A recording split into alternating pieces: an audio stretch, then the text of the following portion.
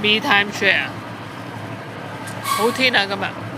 咁我就啱啱就去完圖書館啦，咁啊更新咗個Web Apps。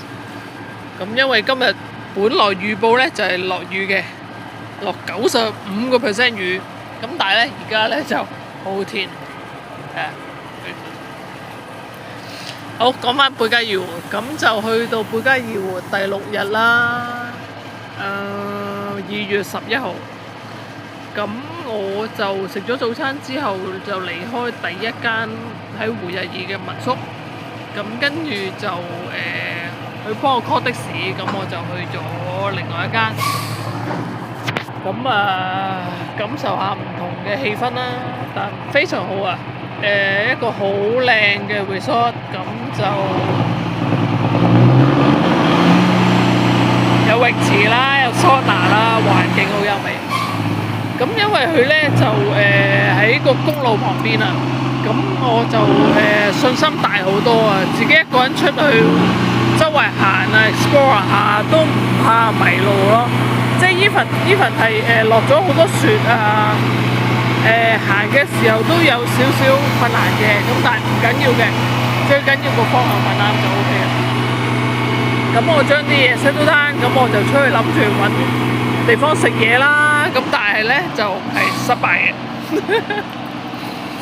因為有啲係落咗場啊，過咗 lunch hour， 咁佢就唔服務啦。咁其實呢度係一個胡日爾村，係一個好淳樸嘅村莊。咁啊好簡陋，有士多啦，有一間大型嘅超市，我去過1次啦。咁佢補給係足夠嘅。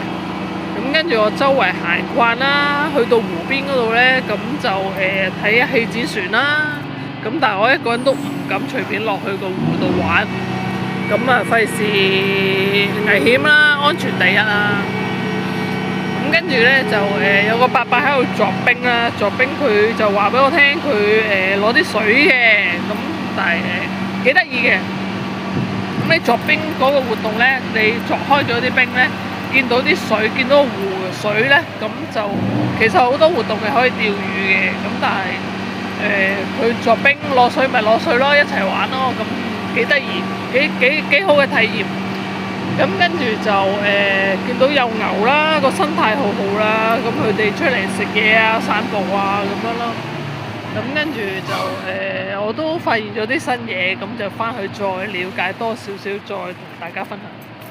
咁跟住就揾唔到嘢食，咁唯有翻去民宿嗰度食個 dinner 啦。